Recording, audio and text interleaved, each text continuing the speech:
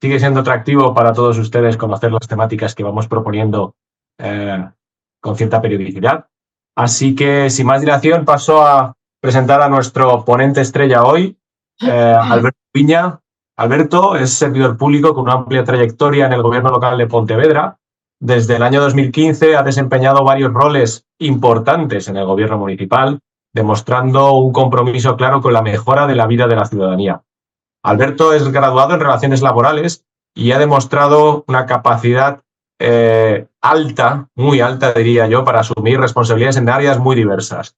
Desde su primer mandato, del año 2015 al 19, donde ocupó la cartera de Normalización Lingüística y Nuevas Tecnologías, y posteriormente en un segundo mandato, ya hasta el año 2023, donde continuó en las responsabilidades de normalización lingüística e incorporó juventud, añadiendo la responsabilidad de coordinar la actividad del ayuntamiento en 15 parroquias que corresponden al área rural que incluye el municipio de Santiago. Actualmente, Alberto ostenta las áreas de ordenación del territorio, urbanismo, patrimonio histórico, disciplina urbanística y medioambiental, lo cual creo que nos va a permitir tener una visión muy desde dentro de la administración municipal de Santiago de cómo afrontar los retos que nos va a exponer. Supongo que algunos de ustedes ya tendrán conocimiento de que la ciudad de Pontevedra ha recibido numerosos reconocimientos internacionales por su urbanismo innovador, sobre todo centrado en las personas. Entre los galardones que ha recibido el Ayuntamiento de Santiago destacan el premio ONU Habitat Nairobi Dubai 2014, aunque acumula otros premios por su enfoque hacia la intermodalidad en base peatonal, su compromiso con la movilidad sostenible y la reducción de los niveles de siniestralidad vial. Hoy, Alberto, nuestro invitado, compartirá la visión que tiene la ciudad de Pontevedra del urbanismo, cómo emergió su apuesta por la movilidad activa y cómo se han superado retos y obstáculos para impulsar esta decisión que tomó la ciudad. Estamos seguros de que su experiencia y conocimiento serán de gran valor para todas y todos los presentes, para el desarrollo de las políticas en sus respectivos municipios. Y con mucho interés damos la bienvenida a Alberto. Y Alberto, estamos deseando escucharte. Muchísimas gracias por venir. Muchas gracias, Miguel. Muchas gracias a Life City Life por invitar a Pontevedra a esta conferencia. Para nosotros, siempre que nos llaman desde diferentes puntos, sea del mundo, o sea también a través por videoconferencia, es un placer poder compartir el trabajo que llevamos haciendo en Pontevedra ya desde el año 1999. No es mi caso. Yo en el año 1999 tenía 10 años, o sea, era un jovenzuelo que además he tenido la suerte de poder crecer con el gobierno de mi organización política, en este caso el Bloque Nacionalista Galego, y posteriormente he tenido la suerte de poder incorporarme pues, al grupo de trabajo que está desenvolviendo pues, Pontevedra, que está, pues, estamos tratando de poner a Pontevedra en el mapa y haciendo también pues, que los vecinos y vecinas de Pontevedra se sientan orgullosos y orgullosas del trabajo que hacemos y de toda la ciudad que estamos construyendo entre todas y todos. Tengo una presentación que os voy a compartir, que creo que puede pues, ayudar a ver si no se me desconfigura esto, porque ahora ya no sé ni lo que estáis viendo. Estáis viendo las diapositivas, entiendo, ¿no? Sí, sí, Alberto, sí las vemos.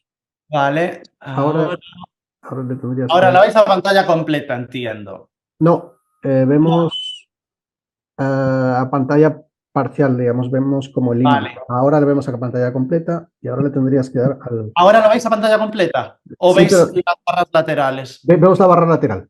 Vale, bueno, pues lo vamos a dejar así porque si lo hago de otra manera se va a desconfigurar esto. Entonces casi, si no os importa, lo ponemos así en Ahí. grande y Sí, ya está.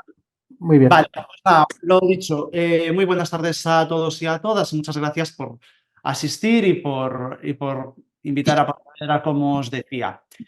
La transformación urbana de nuestra ciudad ha sido un proceso desarrollado a lo largo de más de 35 años, de los cuales 12 se han desenvuelto en la oposición. Somos un partido político que nos presentamos a las elecciones y nuestro alcalde fue el primer concejal que tuvo nuestro organización política, fue en el año 1989 y con un grupo de compañeros y compañeras se desenvolvieron en la oposición durante 12 años y finalmente en el año 1999 llegaron al gobierno. Durante esos 12 años se desenvolvieron en la oposición elaborando el modelo de ciudad que queríamos poner en marcha en Pontevedra.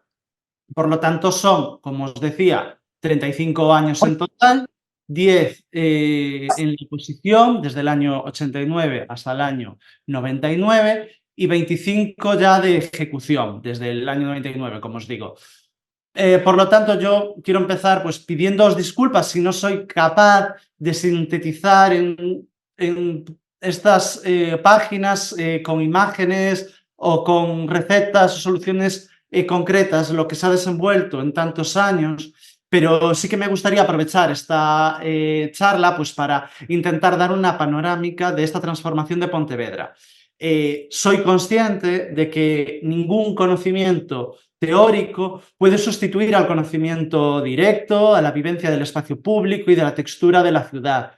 El contacto físico, el contacto sensorial, el contacto cognitivo con la realidad es fundamental a la hora de comprender determinadas iniciativas.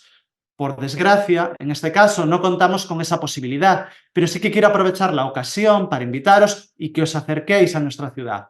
Estaremos encantadas y encantados de recibiros y de acompañaros en este proceso y de seguro será más positivo y podréis comprender mejor lo que hoy quiero explicaros. Y estaríamos, por supuesto, encantadas de poder enseñároslo in situ.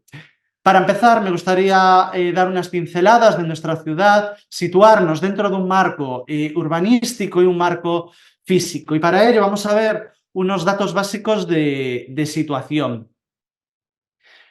¿Dónde se sitúa Pontevedra? Bueno, nos situamos dentro de la península ibérica, al noroeste, de Español, encima de Portugal. Somos una ciudad relativamente pequeña, 84.000 habitantes, y tenemos la característica de ser actualmente la ciudad más joven de toda Galiza.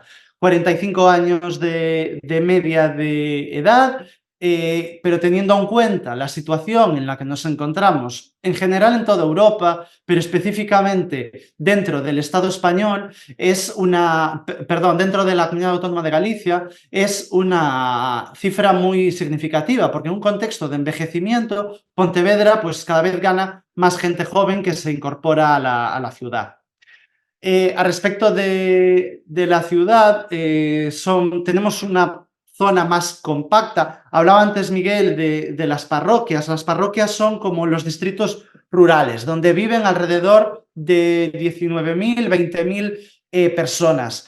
El resto de la ciudad, el resto de los vecinos y vecinas, 64.500, nos vivimos en unos 6 kilómetros cuadrados, que son los que forman la ciudad compacta.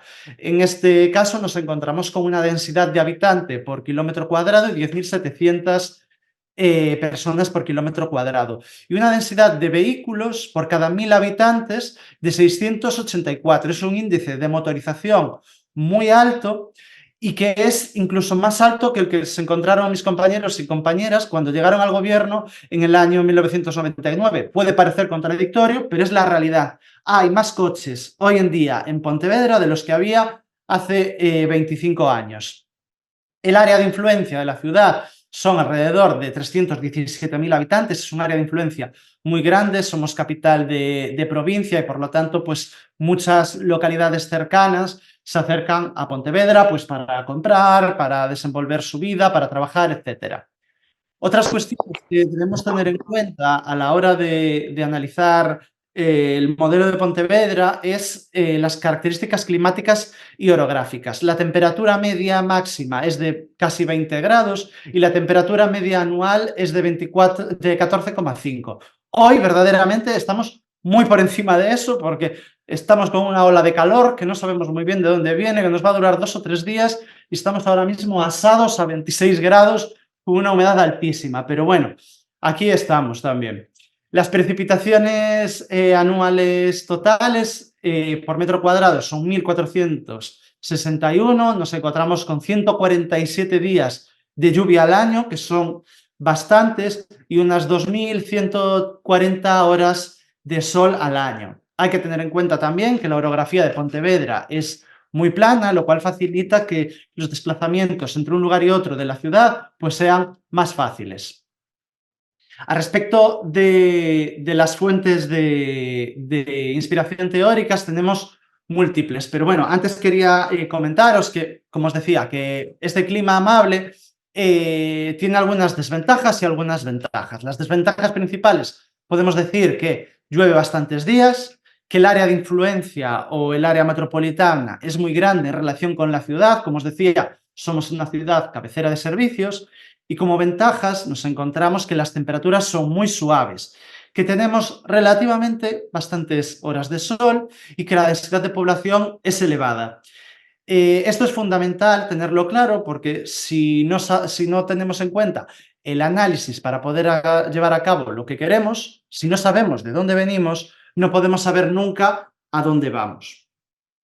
Con respecto a las fuentes de inspiración, permitidme que me extienda, aun a riesgo de ser pedante, porque creo que además puede haber gente que busque bibliografía extra para incorporar a sus conocimientos.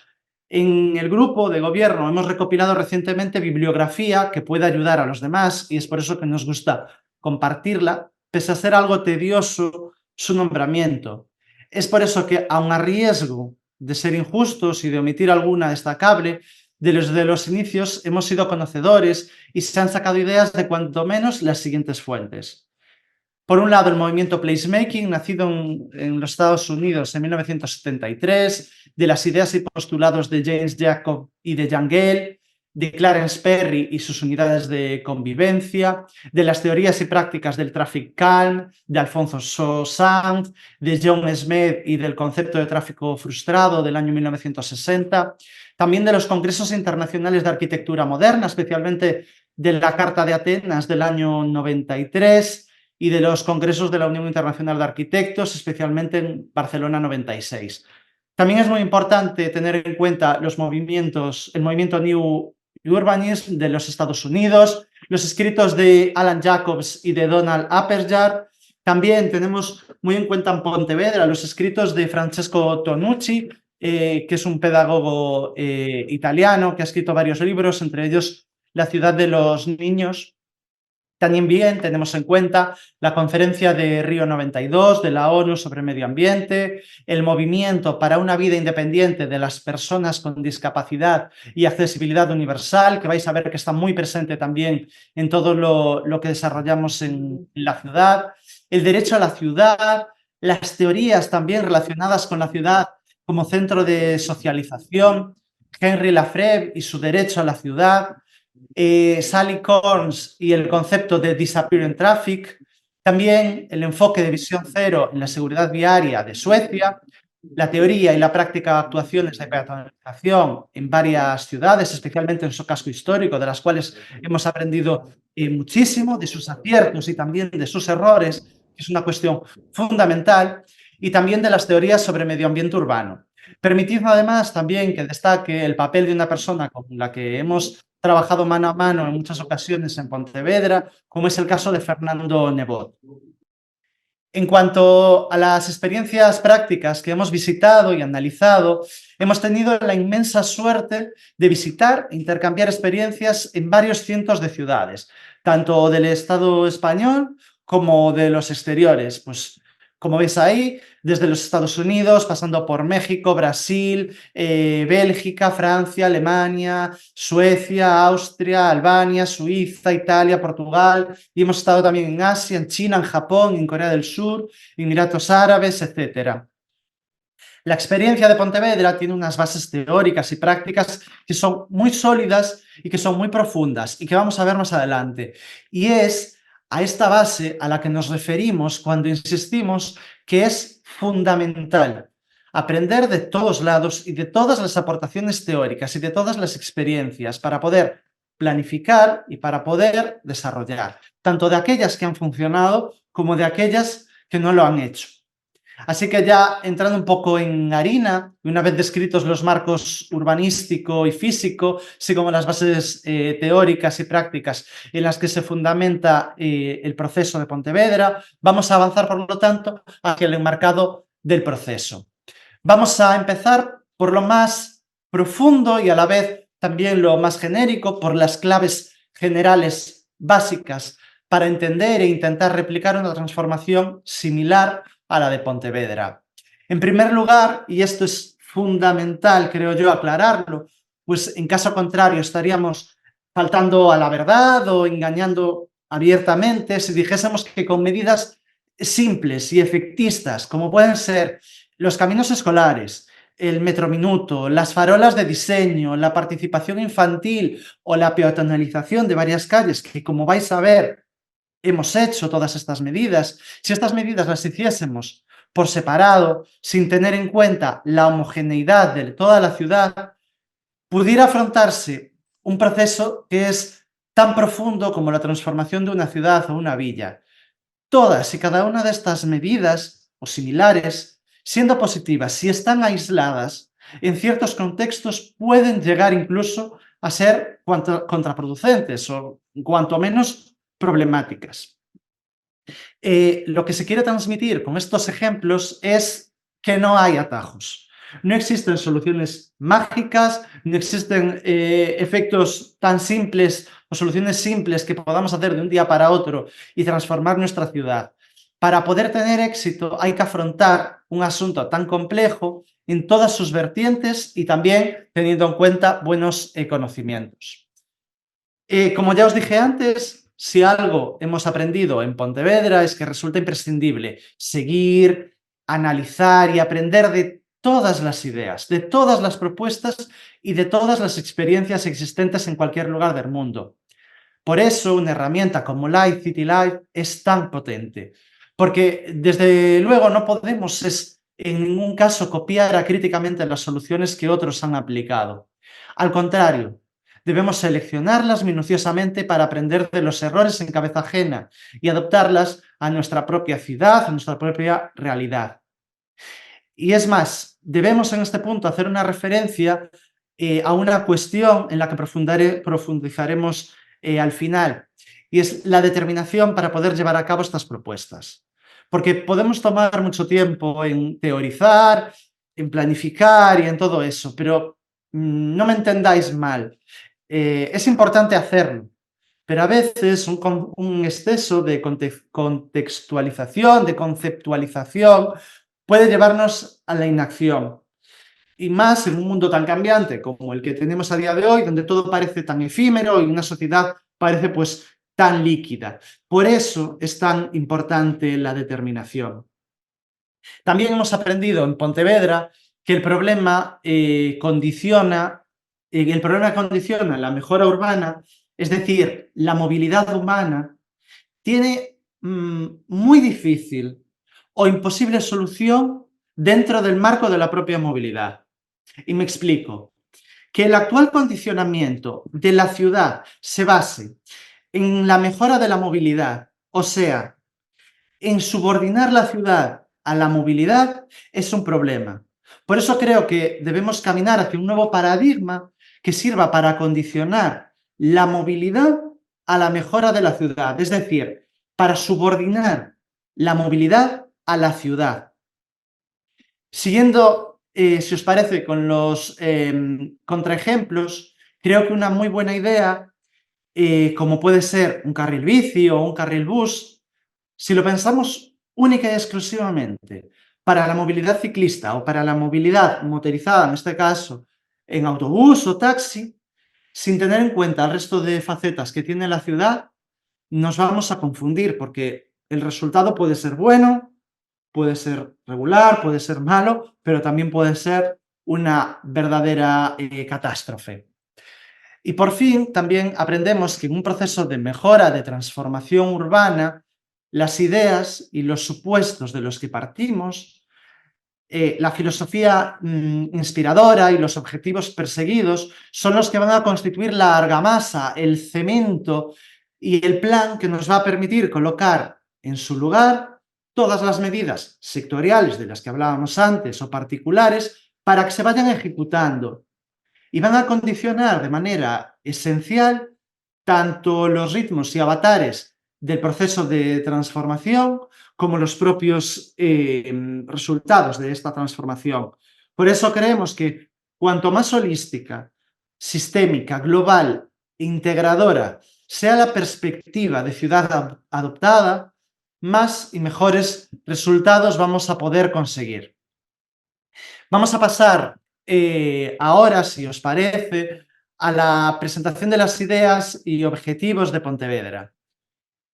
Nos pusimos como objetivo general construir una ciudad para las personas, devolver a la ciudad a los ciudadanos, sin exclusiones. Y esto debe ser así en toda la ciudad, no solo en una zona central, en una plaza o en un parque o en una zona de juegos, sino debe ser toda la ciudad en su conjunto, o cuando menos todo un barrio en su conjunto, porque también entendemos que a la hora de aplicar las actuaciones no es pues todo depende, todo debemos adaptarlo a nuestra propia realidad. Si tenemos una ciudad de 2 millones de habitantes, no vamos a poder hacerlo a la vez en todos los lugares. Por lo tanto, nos deberemos centrar barrio por barrio, por ejemplo, y deberemos tener en cuenta todas estas cuestiones. Nosotros tuvimos la suerte de tener una ciudad, digamos, abarcable y poderlo ir haciendo pues poco a poco, pero bueno, también conforme fue avanzando el tiempo, nos dimos cuenta que este objetivo final no era un instrumento suficiente para poder afrontar los retos, que esto se necesita que se soporten unos principios, como os decía antes, que están muy arraigados, que son sociales, que son ideológicos y que son filosóficos incluso, ¿no? Es posible que nos encontremos ahora mismo con lo que vamos a empezar con una de las partes más importantes de toda esta conferencia. Es por eso, porque son pues los principios en los que se sustenta el modelo urbano que hemos puesto en marcha y que aspiramos a continuar a desarrollar. Les cuento. Estos principios se sitúan, en primer lugar, en la concepción del espacio público como un derecho universal básico. El espacio público es un derecho a la ciudadanía y una obligación de las administraciones, con una importancia que es similar incluso a la de la sanidad o la educación. Porque si estamos expulsando a los ciudadanos y ciudadanas del espacio público, estamos cometiendo un grave atentado contra la igualdad de oportunidades. Nuestro alcalde siempre dice, cuando alguien le pregunta, siempre pone el mismo ejemplo, ¿no? Que si tú te compras una vaca o una lavadora, incluso, yo qué sé, un frigorífico, te preocupas de tener dónde ponerlo. Sin embargo, la gente cuando compra un coche, lo que hace es pedirle a los ayuntamientos que le pongan un espacio público donde poder depositar su coche. Pues no es así, eso no es justicia social, porque lo que estamos haciendo es devolver el espacio público a los ciudadanos y no ocuparlo con máquinas de varias toneladas. No podemos usurparle el derecho al espacio público a los ciudadanos, deben poder disfrutar de él. Y con los coches acontece exactamente lo mismo que con las lavadoras o con las vacas. En segundo lugar, la democracia directa en los espacios públicos. La estructura de la ciudad debería invitar la vida pública, no solo a través de las instituciones, sino directa o simbólicamente a través de sus espacios públicos. Un buen diseño urbano debe servir tanto para personas con menos recursos como para personas con más recursos. Es más, incluso en realidad debe ser más necesario o es más necesario para las personas con más dificultades económicas. En tercer lugar, debemos dar y hemos dado una prioridad absoluta a los peatones, que son las personas. Los espacios públicos más importantes deben ser, por lo tanto, para las personas. Son ellos y ellas los que llevan a cabo la vida pública en las ciudades, no lo son la gente que va dentro de los automóviles. Decía un librero pontevedrés que él estaba a favor de la peatonalización porque en su tienda nunca había entrado a comprar un coche. Y efectivamente es verdad, quien entra a comprar a las tiendas son los ciudadanos, no los coches. En cuarto lugar, la equidad en el uso de los espacios públicos. Es importantísimo garantizar que toda la ciudadanía dispone de una posibilidad real de movimiento y estancia en los espacios públicos, especialmente aquellos, como os decía, que se consideran los más débiles. Y no hablamos solo de personas con menos recursos, sino también de los niños y las niñas, de las personas de edad avanzada o de las personas con discapacidad. No solo tienen que tener el derecho a salir a la calle a circular libremente, cosa que en algunos lugares es materialmente imposible, sino que además deben poder estar en el espacio público y deben poder ocuparlo, porque es tan suyo como de las personas que no tienen ningún tipo de problema de movilidad funcional. Y en quinto lugar, la perspectiva de género. Los espacios públicos deben ser amables, tranquilos y seguros para todas las personas, especialmente para las mujeres. El feminismo debe ser una condición sine qua non a la hora de poner en marcha un modelo de ciudad igualitario. Debemos evitar toda violencia y agresividad de cualquier origen. Debemos desmasculinizar o, si se prefiere, feminizar el espacio público, que son, pues teniéndolo en cuenta con las concepciones actuales al respecto de esta materia. Y como les decía, estas 5 ideas constituyen, por un lado, la fundamentación más breve y profunda del proceso de transformación urbana de Pontevedra. Y por otro, estas ideas son las diferencias fundamentales en la transformación urbana de Pontevedra con respecto a otras ciudades. Y es por este motivo por el cual siempre insistimos tantísimo y creemos que debe asumirse de antemano. Si se quiere tener éxito, pues sin tener en cuenta todos estos factores, el resultado puede salir bien, pero también muy mal. Vamos a comenzar ahora con las medidas adoptadas. Vamos ya descendiendo, saliendo de un terreno más filosófico para entrar en un terreno más concreto. Vamos a describir las medidas o algunas de las medidas y actuaciones que hemos implementado en nuestra ciudad, que van a plasmar, que dan sentido y que van a ejemplificar las ideas y principios que acabamos de relatar. Creemos firmemente en todas ellas y creemos que son simples y lógicas. Por supuesto, siempre y cuando hayamos fijado bien los puntos de partida. Empecemos, pues. En primer lugar, vamos a mostrar un ejemplo de transformación urbana, de gran ampliación de los espacios en las calles y plazas dedicadas a los peatones. En toda la ciudad recordáis que teníamos la ciudad compacta 6 kilómetros cuadrados y hemos recuperado más de 1 millón de metros cuadrados, o sea, 1 kilómetro cuadrado de esos 6 de aumento de los espacios dedicados a las personas. Y gran parte de ellos, como en este ejemplo que podéis ver en pantalla, sustraído a los vehículos. Esta calle es la calle Gutiérrez Mellado, que se encuentra a 2 pasos del lugar donde nos encontramos ahora mismo, y para ello, en este caso, pues sí hubo un desembolso económico, pero para poder recuperar estos espacios públicos no es necesario unos grandes fondos monetarios. Es más, la primera peatonalización que tuvo lugar en Pontevedra costó muy poco dinero. Y vais a ver que es tan poco dinero como el suficiente para colocar señales de tráfico que impedían el acceso al casco histórico a vehículos que no estuviesen realizando ningún servicio o que no fuesen residentes. Y paralelamente, algo de lo que ya disponemos los ayuntamientos, que es la presión policial para poder controlarlo. Y a partir de ahí, cuando ya se dispuso de fondos, pues se actuó para continuar a mejorar más calles. Luego en las preguntas, si queréis, podemos ahondar en este tema, pero como os digo, la primera peatonalización que se realizó en Pontevedra se realizó única y exclusivamente con señales de tráfico impidiendo el paso. En segundo lugar, la peatonalización, como os decía, de varios ámbitos en diferentes zonas de la ciudad, no solo en el centro y no solo en lugares concretos. Esas actuaciones pues han sido realizadas en otras ciudades y a nuestro modo de ver, pues por supuesto que deben ampliarse a cuantas más zonas mejor Pero, como os decía antes, no podemos perder de vista el concepto amplio de la ciudad cuando hacemos este tipo de actuaciones.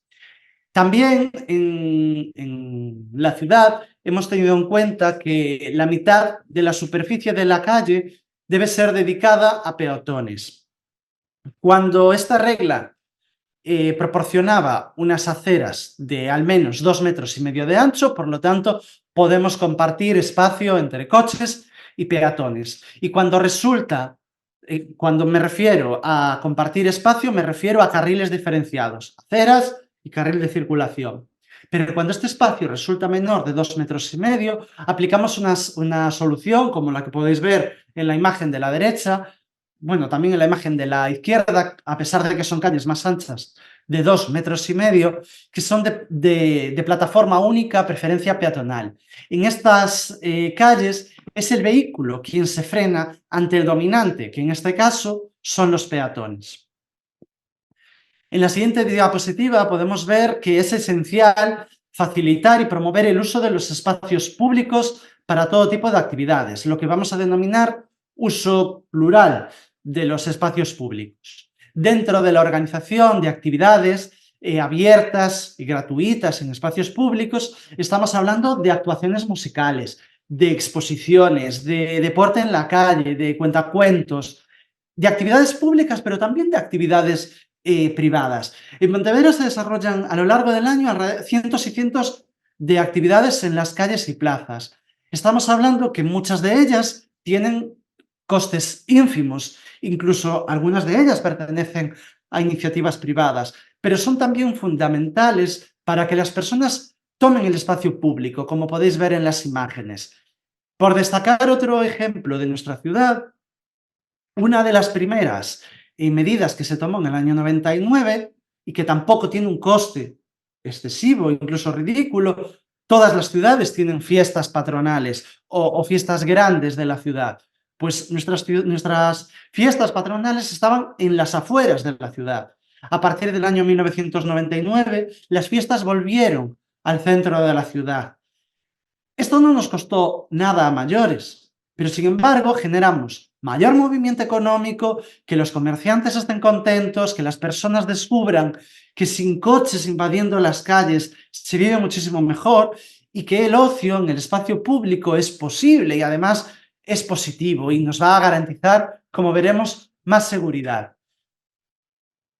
Favorecer también que los niños y niñas jueguen en las plazas y calles es fundamental. Creando espacios seguros para el juego, vamos a ganar que se apropien de la ciudad y que la hagan suya. Son beneficios también a largo plazo. Yo os decía que en el año 99, cuando mis compañeros empezaban, yo tenía 10 años, era un niño que salía a jugar a la calle. Bueno, pues esos beneficios a largo plazo también están en que quien ganamos el derecho al espacio público no queremos perderlo por ninguna manera, y menos quien desde pequeño se sabe poseedor de él. Y vendrán otros gobiernos y los que estemos aquí seguiremos insistiendo para garantizar que el espacio público sea de todas y de todos. También se ha generado el Metrominuto, que es una iniciativa que fomenta pues una herramienta para fomentar el caminar y la vida activa y saludable. Es una medida muy sencilla en la cual se miden las distancias entre puntos significativos de la ciudad y se ponen minutos, de manera que desde el centro de la ciudad, pues para poder llegar a diferentes puntos, pues el que está justo encima, el puente del Burgo, pues son 5 minutos caminando. Y si queremos llegar hasta la glorieta de Médico Ballina, que está un poco más allá, pues sumaríamos 5 minutos más 15 minutos, dándonos un total de 20 minutos. Esta iniciativa fue copiada por muchas ciudades del Estado español y a día de hoy pues es muy reconocida y muy sencilla también de aplicar, ya que no requiere ningún tipo de coste adicional y fomenta que las personas pues se desplacen a pie. También debemos, como os decía antes, favorecer que en los espacios públicos se desarrollen actividades de las personas que no son estrictamente movilidad. Y con esto me refiero a la estancia, me refiero a la charla o al encuentro. Y también dirigir las actuaciones a garantizar la autonomía y la independencia y la igualdad de oportunidades de las mujeres en el acceso y la utilización de los espacios públicos. Otra cuestión a tener en cuenta, ya si nos centramos estrictamente en el ámbito del tráfico motorizado, es al respecto de la instalación, en este caso, de 480 pasos de peatones sobreelevados y mesetas, que lo que hacen es dar prioridad a los peatones, manteniendo siempre al peatón en la misma rasante, provocando que sean los vehículos los que tengan que frenar, que tengan que subir al paso de peatones, invadiendo el espacio de las personas y no a la inversa. Y esto además nos facilita muchísimo la movilidad de personas con diversidad funcional y también, pues por ejemplo, de los carritos de bebé. También hemos implantado en múltiples lugares de la ciudad lengüetas y orejas para reducir las distancias que recorren los peatones y contribuyendo a frenar el tráfico. Aquí podemos ver también que es necesario vigilar y sancionar las invasiones de los circuitos y espacios peatonales por parte de los vehículos, especialmente en lo relativo al estacionamiento. Si introducimos como una de las referencias que os explicaba antes del concepto de tráfico de necesidad, circular y estacionar en la ciudad está permitido. La televisión francesa saca constantemente vídeos. Incluso yo creo que hay alguno por ahí del Foro Económico Mundial que dice que somos la ciudad sin coches. La ciudad sin coches. Pontevedra, la ciudad sin coches. Y nosotros siempre decimos, coches hay. Es más, hay más de los que había antes. Lo que somos realmente es la ciudad con el tráfico necesario para que esta funcione. Pero esto no debe estar limitado a la capacidad económica de las personas. No se debe cobrar por acceder a los centros de la ciudad. No es para quien pueda pagarlo, es para quien realmente lo necesita. Las señales que veis ahí, la de la izquierda indica zona peatonal, excepto bicicletas, carga y descarga con un horario en el que pueden acceder, y las personas autorizadas, las que tienen tarjeta de residente pues para acceder a un garaje, o las que llaman por teléfono a la policía local pues para avisar que van a depositar una persona mayor, que van a llevar un paquete, etcétera, etcétera. Y también a la derecha veis la imagen que prohíbe parar y estacionar excepto 15 minutos, con un horario. Entonces, hay calles en las que, eso lo veremos más adelante, pero hemos suprimido la zona azul, el pago para estacionar en toda la ciudad, porque si no hay expectativa de aparcamiento en estas zonas, lo que vamos a hacer es reducir los vehículos que llegan a ellas.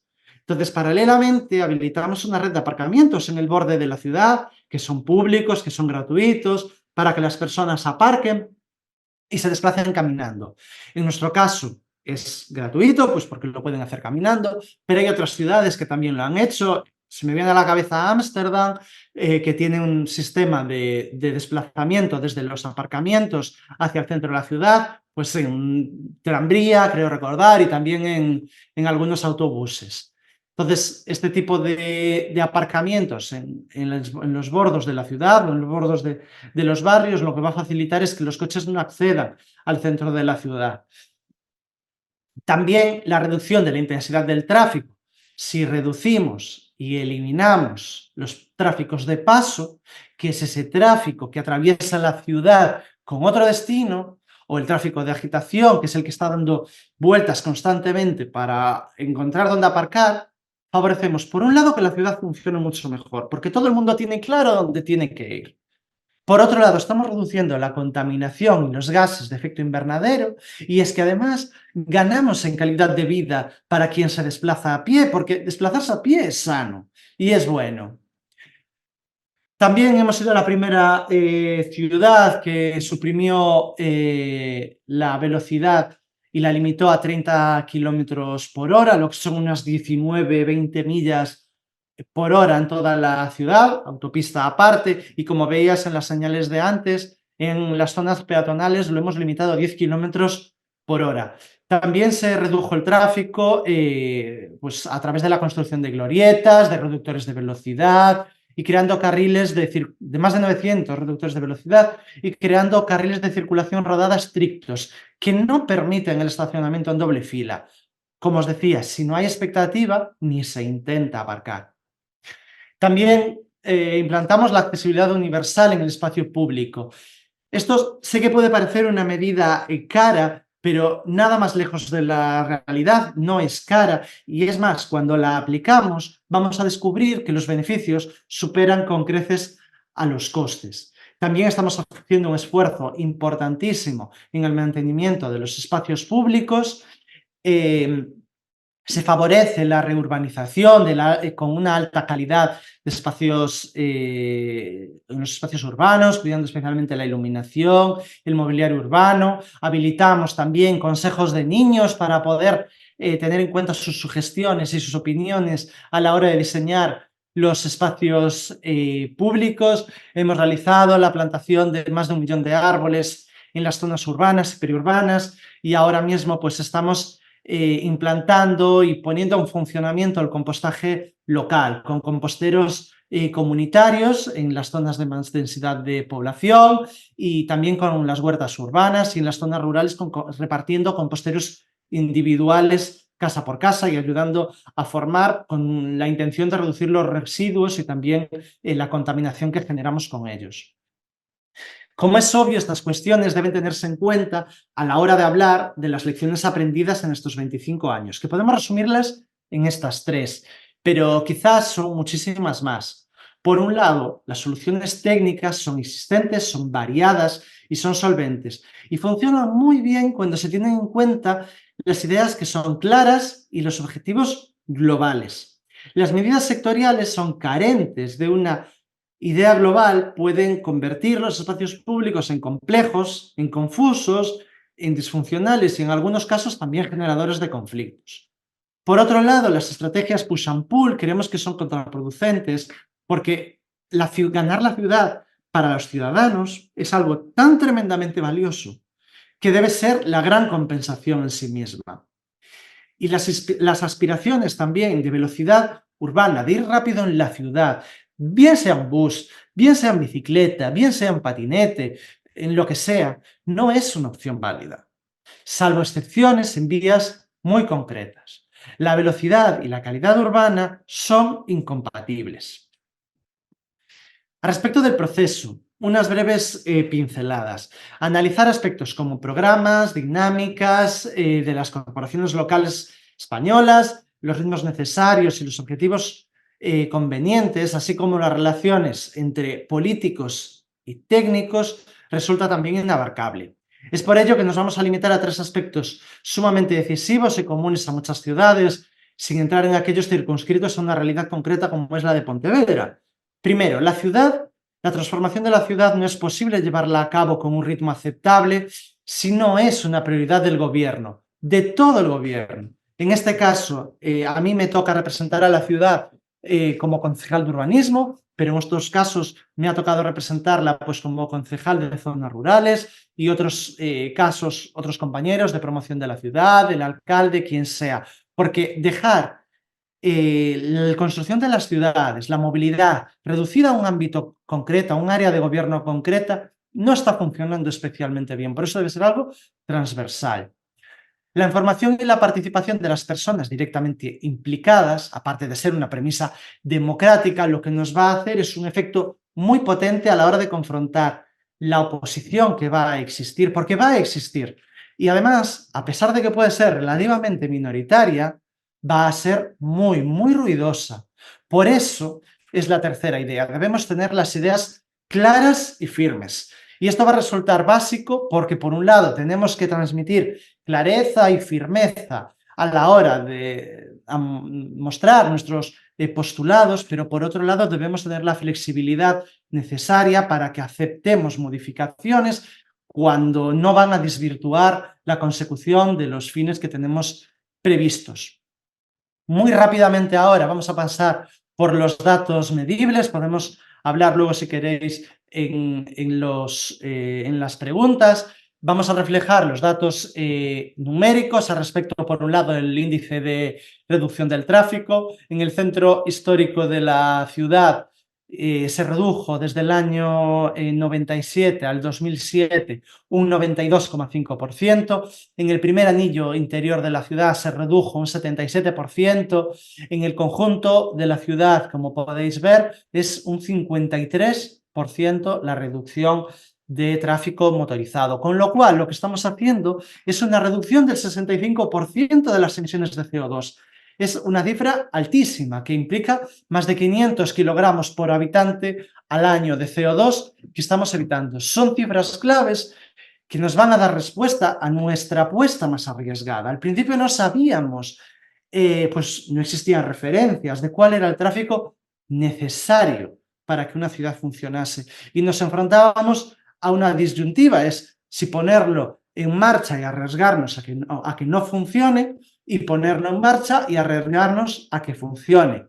Nosotros decidimos que si después de 4 años nos mandaban para casa, pues que nos mandasen para casa habiendo hecho las cosas como queríamos hacerla. Por lo tanto, apostamos y nuestro modelo no funcionó. Se demostró que el tráfico necesario para que una ciudad funcione es muy reducido y este tráfico debidamente calmado es además compatible con una elevada calidad urbana.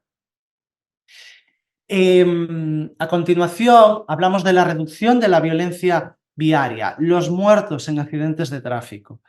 Del año 97 al año 2006, fallecían en Pontevedra 30 personas al año en accidente de tráfico. En la década 2007 a 2017, cuando las medidas empezaron a extenderse masivamente a lo largo y ancho de toda la ciudad, la reducción de personas fallecidas en accidentes de tráfico en la ciudad se limita a 3 personas fallecidas. Y desde el año 2011, ahí aparece hasta el año 2022, pero puedo acreditar que hasta el año 2024, desde el año 2011 hasta el año 2024, 13 años llevamos con 0 fallecidos y muertos por accidentes de tráfico en la ciudad. Es un logro importantísimo, quizás uno de los más grandes que hemos conseguido. Y los heridos graves, que es nuestro próximo objetivo, se han ido reduciendo paulatinamente. Los heridos graves son aquellos que pasan al menos, que pasan más de 24 horas de hospitalización. En el 99 eran 69 las personas heridas graves, en el 2017 eran 5, en el 2021 eran 8, y ahora queremos caminar cara a una visión cero. Os hablábamos antes del objetivo cero, de la visión cero de Suecia. Nosotros ya hemos logrado los 0 muertos y lo que queremos conseguir ahora es caminar cara a los 0 heridos. Puede que algún año repunte, algún año suba, algún año pues sea peor, pero creo que lo vamos a poder conseguir y si llegamos a ese objetivo va a ser un grandísimo logro. Niños y niñas caminando a la ciudad, en primaria, que abarca de los 6 a los 11 años, hemos pasado el 67% caminando en 2013 al 73% en 2021, en una contorna en la que es habitual desplazarse en coche privado o en autobús. La modalidad de medios también para desplazarse, el 90% de los desplazamientos urbanos con movilidad activa es a pie o en bicicleta. Y los parámetros de calidad del aire, estamos cumpliendo los objetivos de la Unión Europea y también los objetivos intermedios de la Organización Mundial de la Salud, que son mucho más restrictivos. En cuanto a los datos cualitativos, nos centramos, por lo tanto, en los que son más difíciles de traducir a los números. Pontevedra es hoy una ciudad en la que los ciudadanos se han adaptado a un entorno amable y seguro. Su comportamiento, la utilización de los espacios públicos, de los diferentes agentes y sectores que lo ocupan, se adoptó a esta lectura que hacen pues, a través del espacio, a los mensajes que perciben también a través del diseño urbano. Si lanzamos mensajes consistentes y coherentes, marcando prioridades bien determinadas, vamos a obtener un buen funcionamiento. Hoy en Pontevedra podría abriros la ventana que tengo aquí a mi derecha y veríais que reina la tranquilidad, que reina la sensación de seguridad y la comodidad. Y el sonido dominante que vais a escuchar más ahora por la tarde es los niños y los pájaros. Y es un verdadero placer al que no estamos dispuestos, independientemente del partido político al que votemos, a renunciar. También el aumento de la vida pública, incluso en Pontevedra. Veíamos antes que era una ciudad relativamente lluviosa, ¿no? Bueno, pues la ciudad ocupa, los vecinos y vecinas ocupan mayoritariamente la ciudad, los espacios públicos, las calles y las plazas, porque los consideran atractivos, no ven peligros, son seguros, y los miedos, sea un acoso sexual, sea un atraco, a un accidente de tráfico, pues se resumen tan fácilmente como ver a niños que están solos y solas jugando en las calles. ¿Qué mejor regalo que eso? Es más, creo que en la ciudad se ha generado un círculo virtuoso que dice que a más segura y atractiva es la ciudad, más gente va a estar en la calle, y a la inversa, a más gente en la calle, más segura y atractiva va a ser la ciudad. Existe también un elevado respeto por las personas a sus actividades, y el respecto a la prioridad peatonal está muy extendido. Decimos siempre que si un coche va por aquí y pita, ese no es de Pontevedra, es posiblemente de Vigo, que están muy acostumbrados a ir pitando allá por donde van. El respeto es importantísimo. La confianza en los peatones es muy elevada, y es más, es incluso a veces excesiva cuando viajan a otras ciudades, porque ya nos tienen comentado que, claro, están tan confiados de cruzar en pasos de peatones que no tienen semáforos donde los coches frenan, que llegan a otras ciudades que se encuentran que eso pues no pasa así. Y la reducción del tráfico permite que se organicen a menudo pruebas deportivas y eventos festivos y culturales en las calles. Hace unos meses celebramos las series mundiales de triatlón, que es el evento de triatlón más grande de todo el mundo. Toda la ciudad se implicó al máximo, la gente estaba animando en las calles, disfrutando del evento. Pensad que vinieron más de 4.000 deportistas de 60 nacionalidades distintas, más de 170 televisiones pudieron ver las series mundiales de triatlón, y se desarrolló aquí. Es un evento único y difícilmente inigualable, pero si lo pienso, todavía a día de hoy nos sigue poniendo los pelos de punta. No sé si tengo tiempo para poner un pequeño vídeo de unos 3 minutos, Sí, si es posible. adelante, adelante, Alberto. Vale, a ver si lo consigo. Vamos allá. Esta es la única ciudad de España que no tiene ¿Escucháis? Sí, reducir el tráfico, ni mejorar la calidad del aire, ni crear una zona de bajas emisiones, porque ya lo hizo hace 20 años. Es Pontevedra, reconocida en la prensa internacional como la ciudad sin coches. Utopía, paraíso, el reino del peatón, una transformación urbana puntera que ha reducido el número de coches drásticamente. Y los vecinos y comerciantes han pasado de oponerse y de protestar a pedir más peatonalizaciones. ¿Cómo lo han hecho? ¿Se puede exportar a todas las ciudades? Vamos a verlo. En los años 90, Pontevedra era una ciudad cualquiera, dominada por el coche. Más de 80.000 coches circulaban a diario por el centro de la ciudad. Y no era porque fueran a comprar a sus tiendas o ir al teatro, la atravesaban para ir al otro lado. Era tráfico de circulación. A finales de los 90, el ayuntamiento tomaría una decisión sin precedentes: sacar la mayoría de los coches de la ciudad, peatonalizar de forma masiva, eliminar el 40% de las plazas de aparcamiento, todo para lograr que solo entrasen los coches que fuesen necesarios.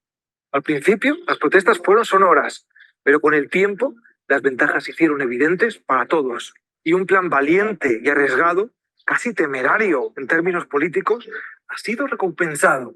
El mismo alcalde que inició el plan ha sido reelegido varias veces.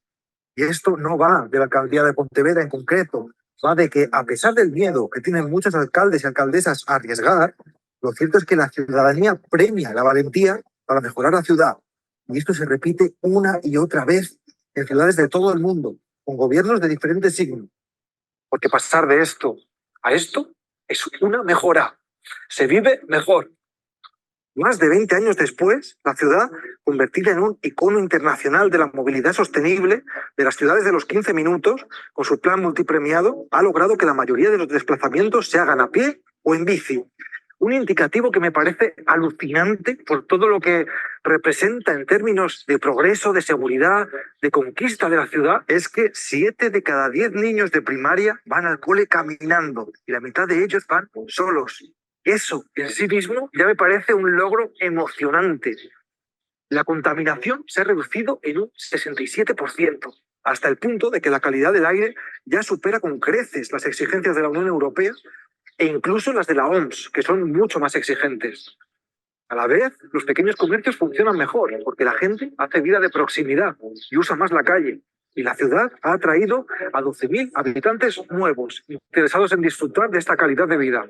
Otro dato, no ha habido ninguna muerte por accidente de tráfico en más de una década. Otro hito fundamental. Las ciudades de los 15 minutos, o las ciudades caminables, habitables, los barrios de toda la vida o las ciudades compactas, con servicios, con zonas verdes, convirtiendo las calles en espacios públicos para disfrutar de la vida, son un avance indiscutible y urgente que evita que necesitemos usar el coche para todo, reduce emisiones de efecto invernadero y nos mejora la vida, la salud y el ánimo. La tendencia en todo el mundo es imparable. Transporte público, peatonalización, renaturalización de las ciudades, aire limpio, bici, vida de barrio. Es el momento de acelerar, de utilizar todo nuestro poder, que es mucho, para convertir el futuro en presente. Es ahora.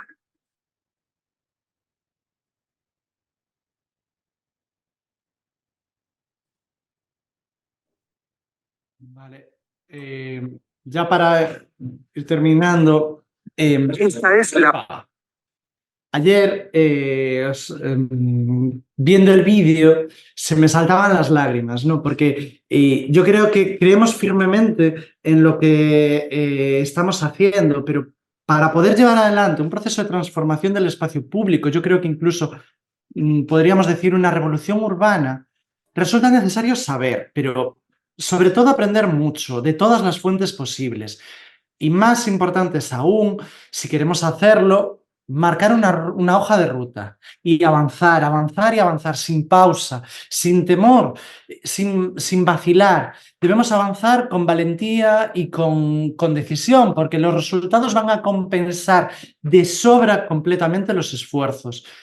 Escuchar a las personas que nos dicen, Pontevedra significa, nos decían algunos, significa democracia en los espacios públicos, se respira armonía, es el paraíso de la infancia, yo qué sé, muchísimas cosas. Es un orgullo importantísimo para nosotros.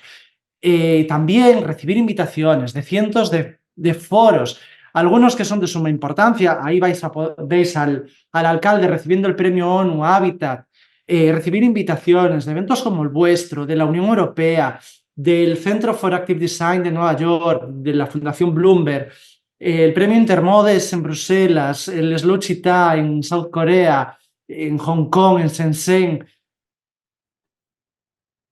Es que no podemos perder la perspectiva de que somos una ciudad de 84.000 habitantes del norte de la península ibérica, pero ¿cómo creéis que nos sentimos?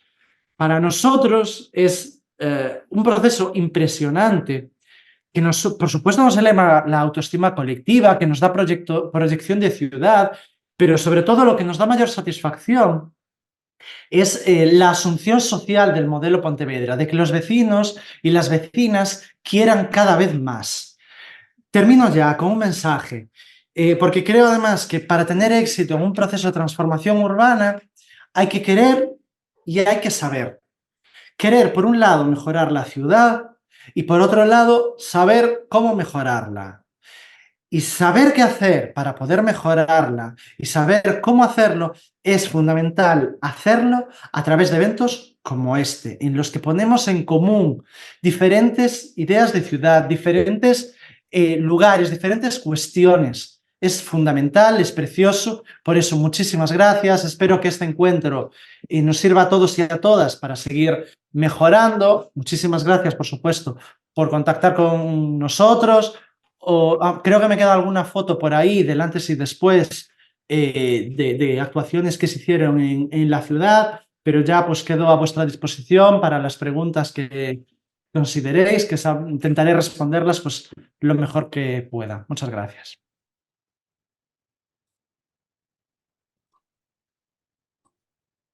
Muchas gracias, Alberto. No sé si quieres dejar de compartir la pantalla, así podemos... Y os enseño estas diapositivas y listo. Vale, así podemos ver el resto de compañeros que se han podido sumar a la charla, que ha sido realmente interesante.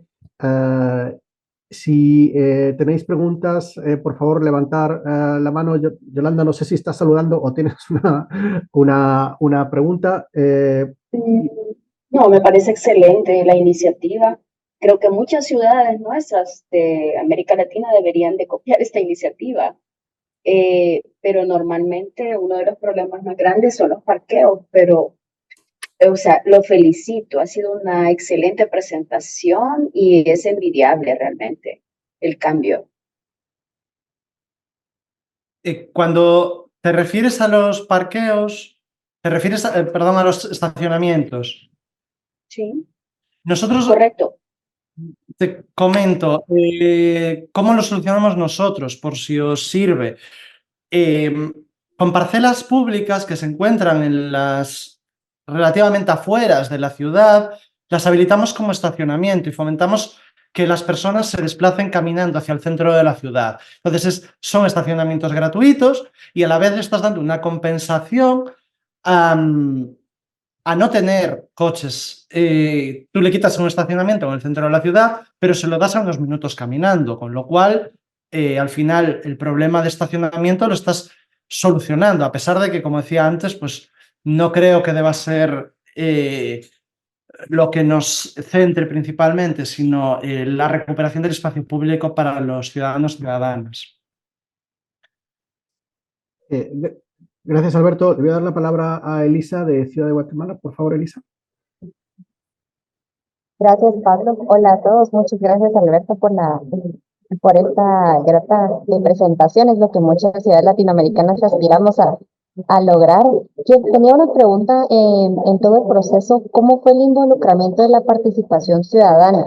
Es muy difícil, ¿verdad?, poder quedar bien con todos y claro, lo hemos visto en su presentación que al principio hubo tal vez mucha protesta, pero ¿cómo se han involucrado ellos en el transcurso del tiempo para poder aceptar, identificarse y hacerlo y tener ese sentido de pertenencia de todos estos espacios públicos, ¿verdad?, para poder cuidarlos? Muchas gracias. Gracias por tu pregunta. Yo no creo que sea muy difícil poner de acuerdo a la gente. Yo creo que es absolutamente imposible poner de acuerdo a todo el mundo. Por supuesto, hay intereses personales en muchos casos y hay incluso intereses políticos, ¿no? Cuando estamos en el gobierno representamos a una organización política que no gobierna con el 100% de los votos, con lo cual pues también hay intereses políticos que se oponen al modelo de ciudad. En Pontevedra yo creo que lo que conseguimos fue en base a tener muy claro lo que queríamos hacer. Esos 10 años en la oposición nos sirvieron para reunirnos con todo el mundo. Bueno, hablo por mí como si hubiese sido yo, pues mi grupo, para reunirse con todo el mundo, para poder saber cuáles eran las necesidades, qué cuestiones se podían hacer y cómo podíamos aceptar sugerencias de las personas para incorporarlas a lo que nosotros queríamos hacer. Esa idea que desarrollamos al principio para personalizar el casco histórico, la seguimos aplicando todavía a día de hoy. Yo creo que es la herramienta más grande que contamos es para poder hablar con las personas, para poder dirigirnos de tú a tú, hablarles de frente, decirles pues queremos hacer esto, queremos recuperar el espacio público para las personas, queremos que vosotros viváis mejor y facilitar pues también que no tengáis constantemente coches pasando por delante de vuestras casas, sino que los coches que vengan sean los necesarios para que la ciudad funcione, los vuestros, por supuesto, para aparcar en vuestras viviendas y, por supuesto, los comercios para que funcionen. Comentaba antes el caso de un librero que decía aquello de que la ciudad, los que le compraban libros no eran los coches, eran las personas. Y esta, pues, es una cuestión que creo que la ciudad entendió muy bien, entendió que podía desplazarse a pie a los diferentes lugares y poder establecer su vida con normalidad, incluso disfrutar de ese espacio público con ocio, pero también pues con otras cuestiones. No sé si respondí a tu pregunta, si me fui muy por las ramas. No, todo claro, gracias. Gracias. Gracias, Alberto. Juan, ¿tienes una pregunta? Sí, sí, desde luego, muchas gracias por la ponencia, por la oportunidad. Alberto, pues la verdad es que en la próxima visita que haga a España ya estoy tardando en pillarme un viajecillo a Pontevedra. La verdad, conocer lo que estáis haciendo es fantástico. Mira, hablabas del tema de los milagros o no milagros. Uno de los milagros que se requieren en Centroamérica es la transversalidad multinivel en la gobernanza. Y yo quería preguntarte ahora, en tiempos de tanta polarización, en España en particular, eh, ¿cómo está siendo en este aparente clímax que vivís? Porque es evidente que los datos son objetivos y las propuestas son indefectiblemente maravillosas. La relación, primero a nivel del Consejo, digamos, entre concejales, y luego entiendo que en los procesos habituales de aprobación de los procesos y homologación por parte del PGO de las actividades y de las actuaciones, necesitáis una connivencia con parte de la Xunta, ¿no? Entonces, ¿cómo está funcionando esa relación o si los ciclos políticos están infiriendo o no muchos cambios en lo que estáis previendo? Y luego la segunda pregunta sería sobre el origen de los recursos económicos, es decir, si son fundamentalmente municipales, porque, por ejemplo, en Centroamérica el problema de la recaudación predial no existe y, por lo tanto, no tienen medios. La hacienda pública está muy deficitaria. Entonces, si realmente han sido solo recursos de carácter público municipal o habéis tenido en este contexto de gran concierto que depender de transferencias también desde la Xunta o incluso a nivel nacional. Eso es un poco la pregunta. Muchas gracias, Juan. Llámanos, por supuesto, escríbenos, que estaremos encantados de pasear contigo por Pontevedra y mostrarte la ciudad. Al respecto de la relación entre concejales, para que te hagas una idea, ahora mismo en Pontevedra la corporación está formada por 25 ediles, de los cuales a día de hoy nosotros representamos 9. Por lo tanto, no tenemos mayoría absoluta. Ahora mismo, es más, no la tuvimos en ningún momento en estos 25 años. Siempre gobernamos cogobernamos con el Partido Socialista, o bien dentro del gobierno en coalición, o con apoyos puntuales desde fuera, como es el caso actual. Pero esto no nos impidió llevar adelante pues, nuestras ideas, porque al final la ordenación del espacio público es también una cuestión única y exclusiva del alcalde o de las personas en quien tenga delegadas estas cuestiones. No es una cuestión que deba aprobarse en pleno, más allá de los presupuestos, etc. Al respecto del plan general, nosotros tenemos un plan general del año 89 que nuestro alcalde votó en contra por múltiples cuestiones, pero que estamos poniendo en marcha. No es tan importante a la hora de desarrollar una ciudad para las personas, nos permite este plan general poder hacerlo, pero sí también que es importante a la hora de desenvolver vivienda nueva. Ahora mismo tenemos un boom bastante grande en construcción de vivienda. Veía un dato estos días que en los 10 años que van desde el 2011-2012 hasta el 21-22, éramos la ciudad gallega que más crecía en vivienda nueva. Estamos hablando de un 8% de construcción, de incremento de la construcción de vivienda nueva en Pontevedra. Y esto lo hacemos en base al PEXON. PEJOU, en castellano, en plan general.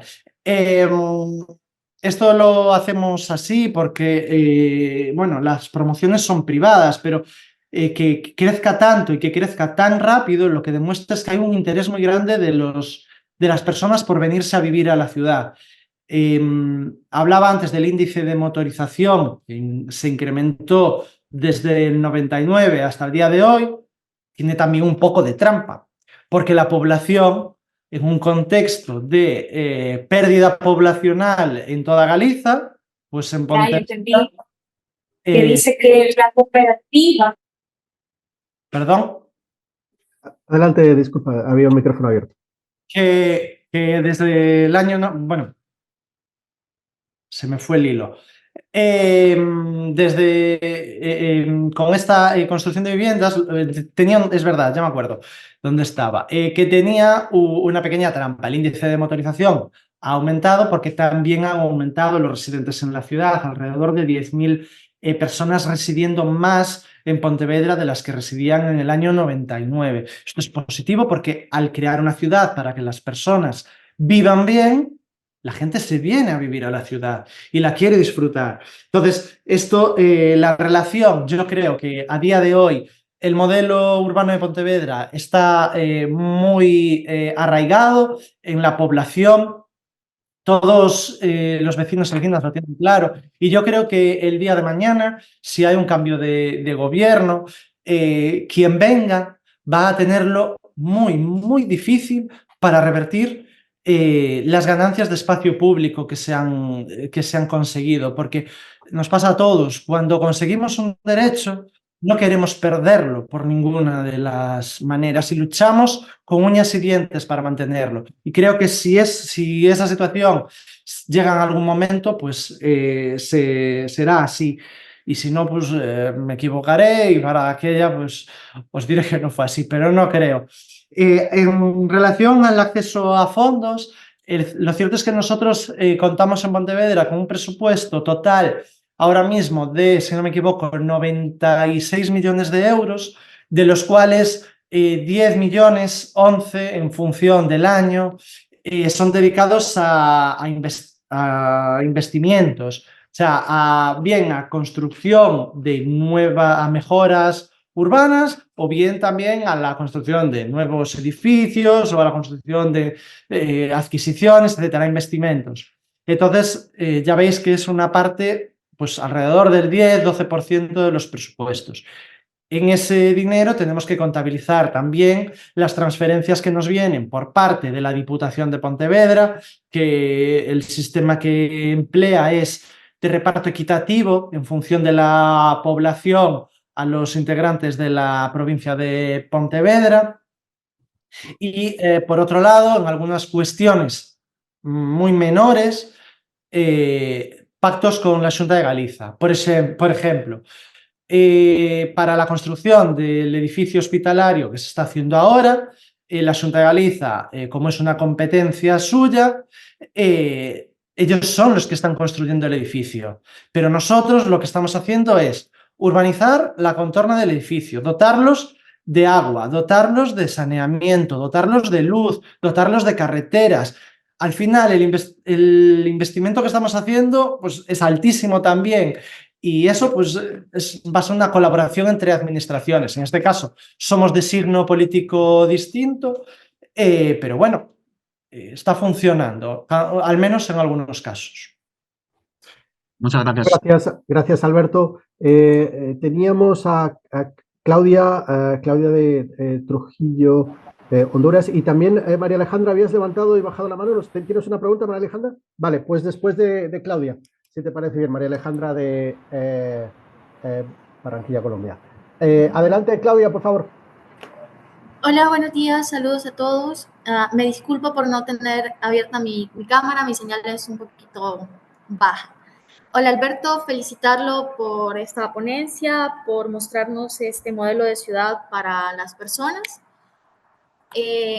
Yo más que todo no tengo una pregunta en sí, es un comentario para poder contextualizarte un poco la realidad que nosotros vivimos, sobre todo en mi país, en Honduras, donde la movilidad urbana es, digamos que, centrada en el concepto o la falsa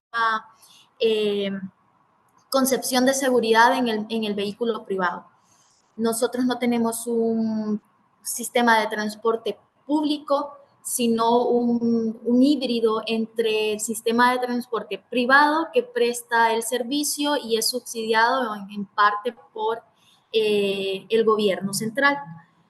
De manera que en las ciudades, digamos, más grandes del país, la capital, Tegucigalpa y San Pedro, se ven fenómenos en los que hay más de 700,000 autos y tenemos poblaciones reducidas de 1 millón de personas en una de las ciudades y en la otra de 500.000. Estamos hablando de que muchos hogares tienen hasta 2 o 3 vehículos privados.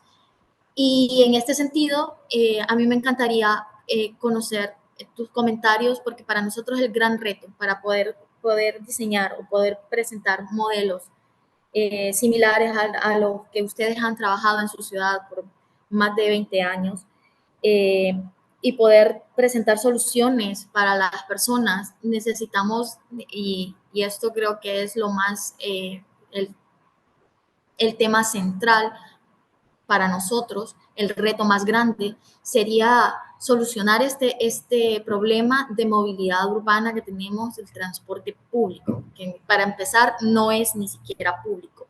Y no, hay un concepto de inseguridad, el vehículo privado se ha tomado en esta pequeña burbuja de que tenemos mayor seguridad si nos movemos en nuestros vehículos y gira alrededor de esto. Entonces vas a ver las colonias, la ciudad, en las horas picos es un tráfico de 3, 4 horas para llegar de un lado a otro o cruzar las ciudades.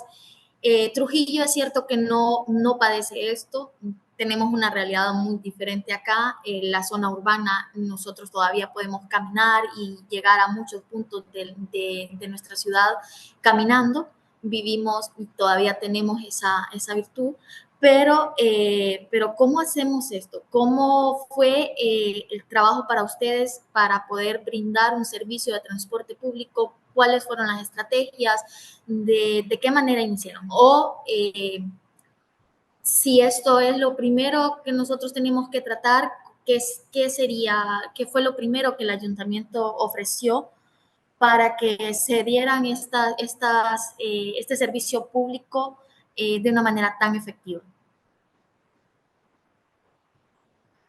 Muchas gracias, Claudia. Estamos hablando, me decías 700.000 habitantes. Perdón, 1 millón de habitantes.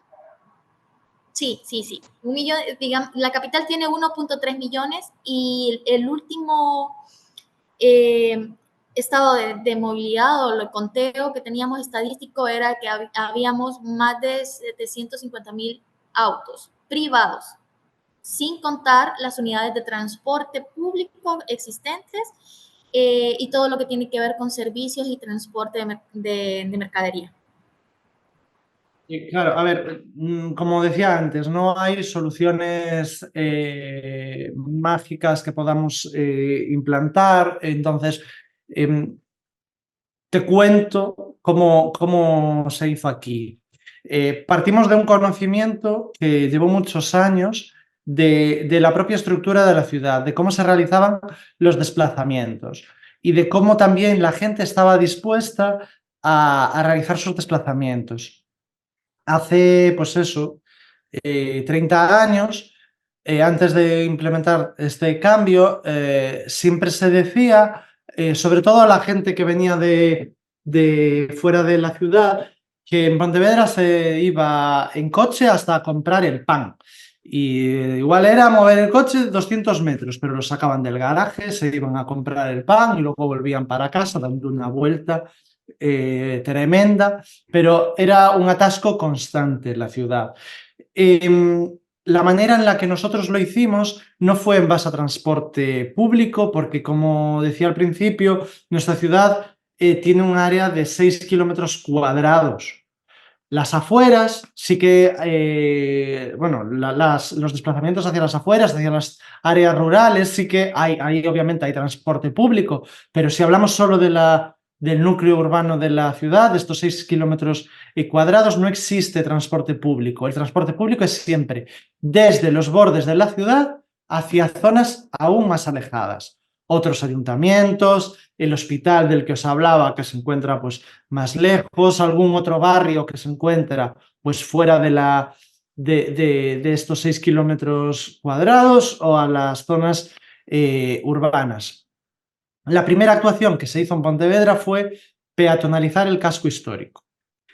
En el casco histórico vive muchísima gente, cada vez vive más, pero quizás era la seña identitaria de la ciudad. Cuando la gente venía a Pontevedra, de lo que se enamoraba era del casco histórico, porque está muy bien conservado. Quitando pues algunas viviendas que pueden estar mal y demás, está muy bien conservado y los turistas pues venían. Y la gente pues estaba muy orgullosa de eso. Se colocaron señales en los accesos al casco histórico y se dijo, a partir de ahora no se puede pasar por aquí, excepto que se vaya a realizar pues o un servicio, eso, dejar a una persona mayor, entregar un paquete, etcétera, o a tu propio garaje. Y el resto, nada, cero. Ten en cuenta que por ahí lo que hacían las personas era atravesar el centro de la ciudad. No sé, os pondría un plano de la ciudad. No sé. Vale, lo tengo de 3. A ver si consigo enseñar.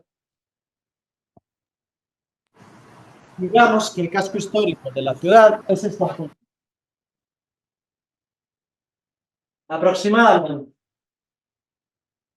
Antes la gente lo que hacía era, entraba por aquí, cruzaba y atravesaba toda la ciudad para llegar al otro extremo o incluso para irse a otros ayuntamientos. Lo que hicimos ahora fue, bueno, entonces es desviar, que el tráfico no pudiese pasar por el centro de la ciudad. Tienen que ir por los viales perimetrales, cada vez más lejos.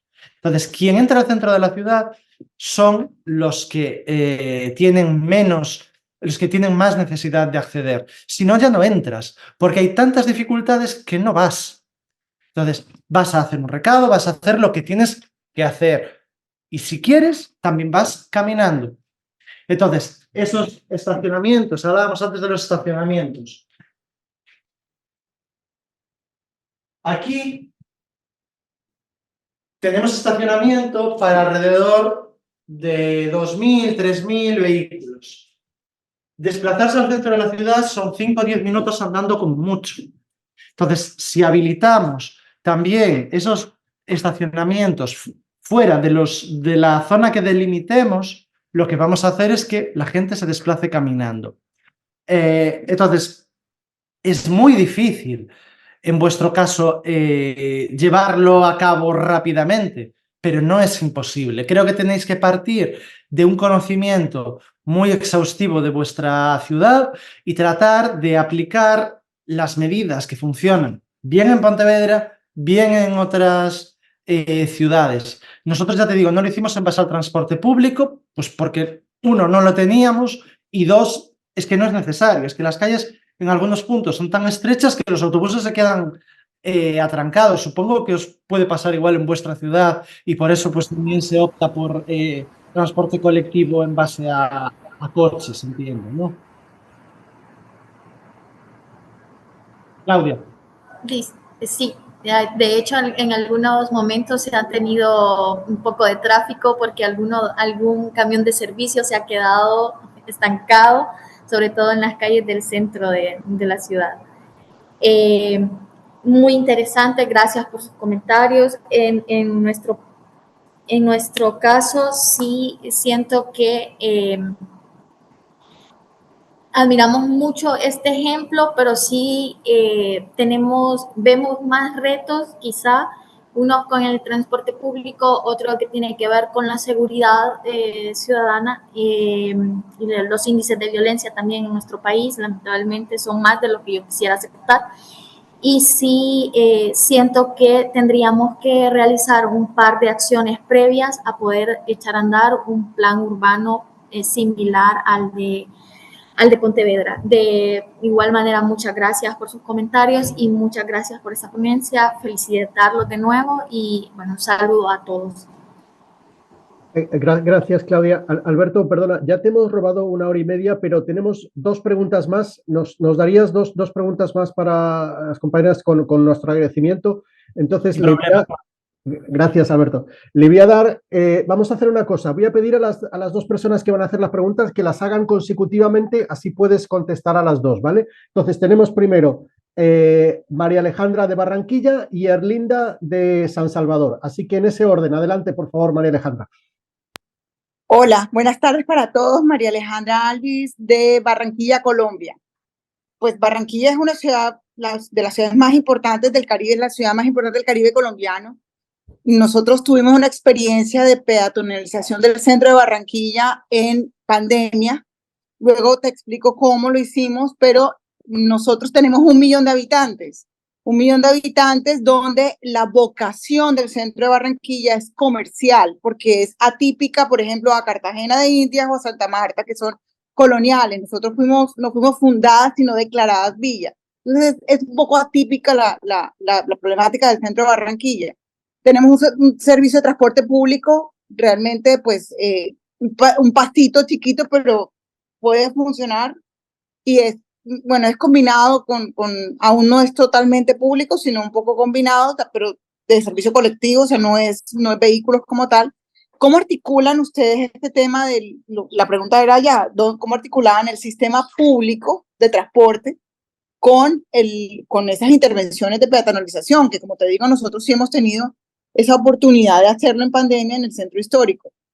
Y pues también, ¿cómo manejaron esa resistencia al cambio? Porque, como te digo, nuestra vocación en el centro es comercial y es más complejo, con 30 grados centígrados promedio de temperatura, una humedad relativa durante todo el año de 90 grados centígrados, de 90%. Entonces es complejo que la gente, pues que a las 11 de la mañana vaya caminando por todo el centro histórico. Esa es la pregunta. Gracias, María Alejandra. Erlinda, si puedes hacer tu pregunta y le pedimos a Alberto Sí. que haga la... Gracias, Erlinda. Adelante. Hola, buen día. La verdad es que es más un comentario y también pregunta para ustedes, Pablo. A nosotros nos gustaría, si es posible, que esta experiencia, aunque sea virtual, tenerla tal vez con nuestros políticos. Si nos gustaría, nosotros en un territorio de 600, bueno, ¿cuánto se me olvidó? 610 kilómetros cuadrados, 14 municipios o 14 distritos ahora, y tenemos pequeñísimos esfuerzos sobre el tema de a lo que nosotros llamamos redes ambientales peatonales seguras y que va más allá de la operación urbana integral que estamos manejando acá en un solo municipio. Entonces, si existe esa posibilidad de otro intercambio tal vez, pero un poco desde la parte política quizás, o lo hablamos más adelante, Pablo, con ustedes, porque también sí nos gustaría que más personas, por lo menos los tomadores de decisión, puedan conocer un poco más estas iniciativas, porque, o sea, nosotros creo que estamos convencidos de la importancia, pero quizás hace falta un poco subirlo a los niveles directivos, ¿no? Eso nada más.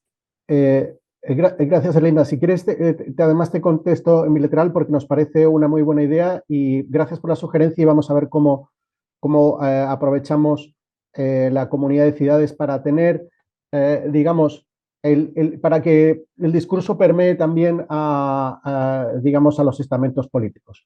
Pero le paso la palabra a Alberto por si quieres hacer comentarios a María Alejandra y Erlinda, por favor. El compromiso político es fundamental porque al final los políticos y las políticas somos, en este caso, los que llevamos a cabo lo que los ciudadanos y ciudadanas nos piden. Nosotros, obviamente, tenemos nuestras ideas, nuestros postulados que presentamos a unas elecciones y la gente nos vota para que los llevemos a cabo. Entonces, no podemos presentarnos con unos postulados y hacer todo lo contrario, porque eso es una estafa a los ciudadanos. Entonces, tenemos que hacerlo y claro, pues la mejor manera es, como decías, Rosa, pues escuchando y conociendo más ejemplos en otros lugares, pues para tratar de convencer y hacer un poquito más fácil ese giro hacia una movilidad más amable. A respecto de lo que decía María Alejandra, claro, nuestra articulación al respecto del sistema de transporte público, como os comentaba, en el centro de la ciudad, el centro, estos 6 kilómetros cuadrados, lo que hacemos es en base a movilidad peatonal, desplazamientos a pie.